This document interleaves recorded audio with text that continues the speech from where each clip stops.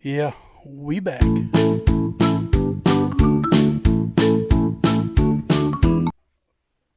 Welcome back to my channel. This is Beyond Click and Cliff. Welcome to another podcast of this week. I appreciate all the new subscribers who came to the channel. You guys are awesome. I think last time I looked, we're up to 18. Well, so yeah, last week it was fun. I was telling you about why there had to be snakes, and all hope is not lost. Well, I tell you, this week has not been any better. Thursday night, I got sick again. I had to go to the hospital. Was there all weekend. I just got back home today of this podcast. Tell me you like dedication, because here I am talking to you. But I'm okay, guys. Don't sweat it. I'm okay. Um, but I tell you what, I met some weird individuals sitting there at the doctor's office. I tell you, we were sitting there one day, and I forgot what day it was. I was in the emergency room. Okay, we were in the waiting room, whatever, or triage is what they call it nowadays. But this guy came in. He was grumpy, and believe it to on contrary, it was not me. But this guy, he was real grumpy, hateful. It was all get out. It was horrible. I'm like, dang, dude. If I ever acted like that, I'm sorry. And my wife goes, yeah, you have. And I was in the same setting. I was in the hospital. I don't know why. I thought about that the whole time I was in the hospital. I made sure I was nice to the nurses this time. But I was like, why do we? Is it because we're sick that we act like that? I don't know. But I think we should be a little nicer to one another. I think that would help a lot if we were nicer. We got along with other people. That would be awesome. I think this world could use a little nicer people, to get along with other people and all that jazz. So yes, I do think that is a very important thing. But is that the only thing we should do? Probably not. But anyway, that was on top of my brain as I was coming in to make this podcast. I was like, what what could I talk about that would have any bearing that could help, maybe inspire somebody? Them people are workers. And me being on that side of the field, I was a firefighter. I did work in the EMT. I was behind a bus or an ambulance, whatever, however you call it these days.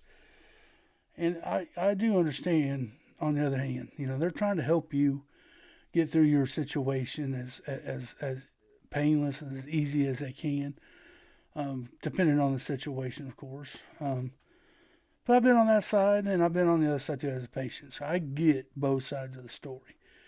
You know, yes, they don't know your pain or what you're feeling, and to them, and to as a patient, you may think that the workers are slow and they don't know what they're doing, whatever.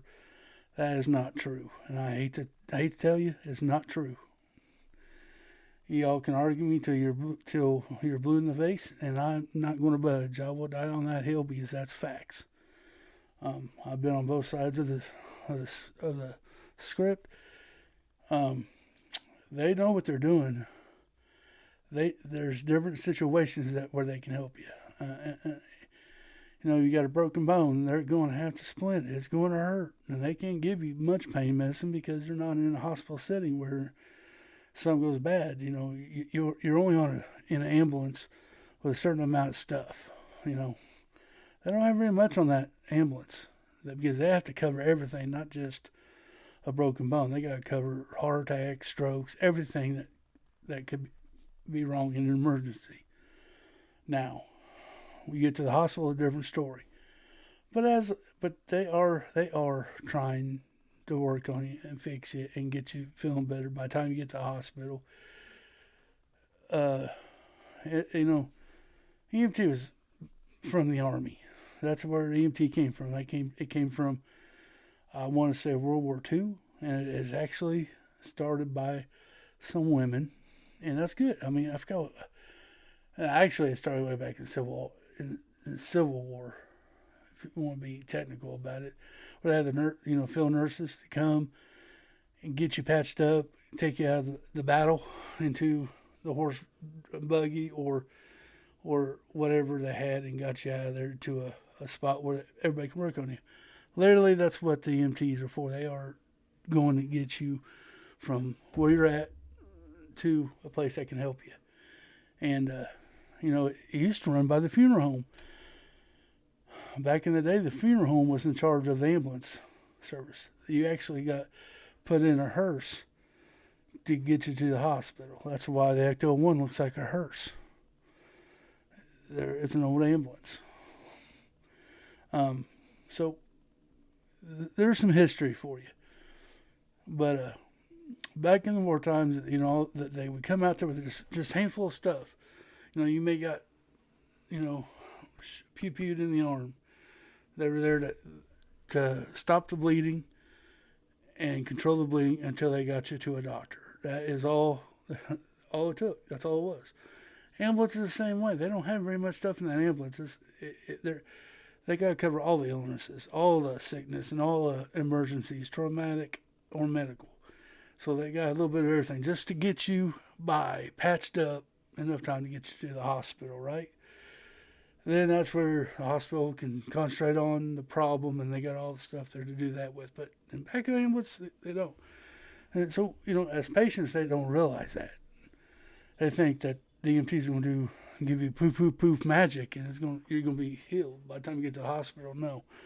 They're going to keep you stable. They're going to keep you there until you get to the hospital. Get to the hospital, then they can give you the feel-good drugs, and you can get feeling better. So, as a patient, I do get it. I wish these guys would hurry up, man. This sucks.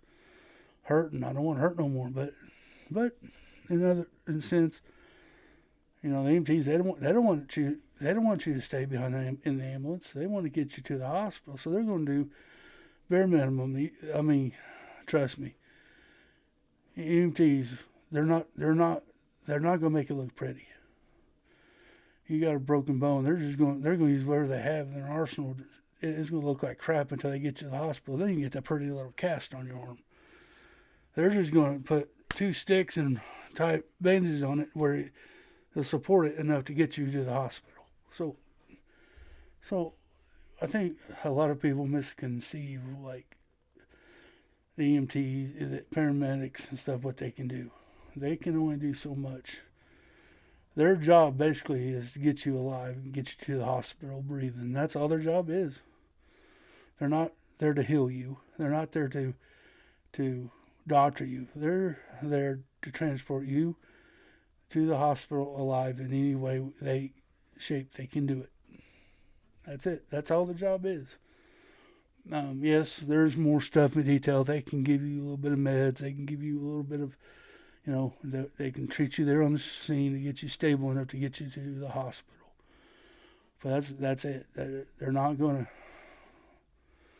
have nurses there. They're just going to have them 2 people. You're going to have a driver and the paramedic.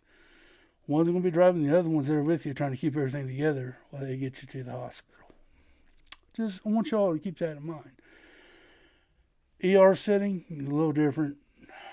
They seem to be more controlled or more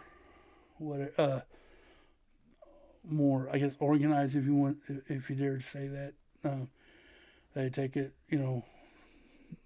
worst case scenario first to the last. If you got a cold, you're going to be sitting there for a while. You got a guy with a heart attack come in, they're going to get him in right away. So, and they're going to take priority. You could be sitting there for 5 hours and a guy comes in with a heart attack and you're there for a little tickle in your throat. They're going to take the guy with a heart attack above you. Just the way it is. So you can't say, I was here first. True, but you're not close to dying. That's how they look at it, and that's basically what they're going to tell you. The guy has a heart attack. He needs the help right now more than you. It's not seniority there. It's the illness, whatever level illness is. That's how they take you, or you be taken in by. So I'm sitting there in the ER. I tell you all this to tell you this. All that they're tell you all that to tell you this. So I was sitting there, this guy was complaining. Man, I've been here for 8 hours. And I just got there. I wasn't, wife dropped me off at the door. He got there and he was complaining. Already, I could hear him. And I was tachycardia. The stuff I had was pretty bad. They pulled me in first. Boy, I saw him get out of his seat, go up there. And I was there in triage, and I could hear this guy cussing this receptionist out. I'm like, oh, my dude. I even told the nurse, let him go before me. And the nurse goes, no, that's not how it works. I said, well, I know, but they wouldn't do it. That's their protocol. But, man, why get mad? I mean, you're there. You're at the right spot. If something would happen to you on the floor, they're going to be there to get you. They're not. I mean, at least you're not going to wait at home and wait for an ambulance then.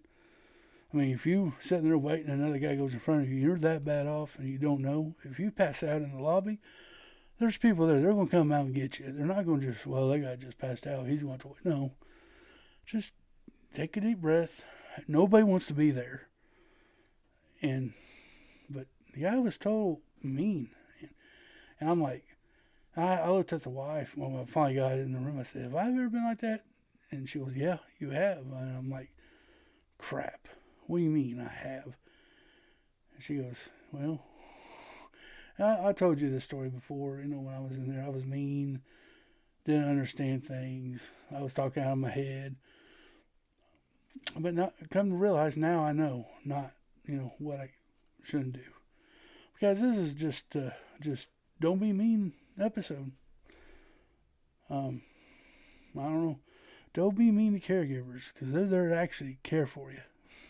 Guys, this is going to be it today. Hope you enjoyed this. This is a little short one, but want to get this done and get it out there for you. I'm glad y'all came by. Be somebody's light in somebody's darkest cloud. I wish I was able to be a light in that guy's cloud. I would try to let him go before me so he'd make him feel better. He was not feeling good, so I wouldn't mind letting him go first. But be somebody's light in somebody's darkest cloud. Be nice to one another. Treat each other the way you want to be treated. Pay it forward. Open the door for somebody. Say hi. Care for somebody. Guys, until the next one. Bye.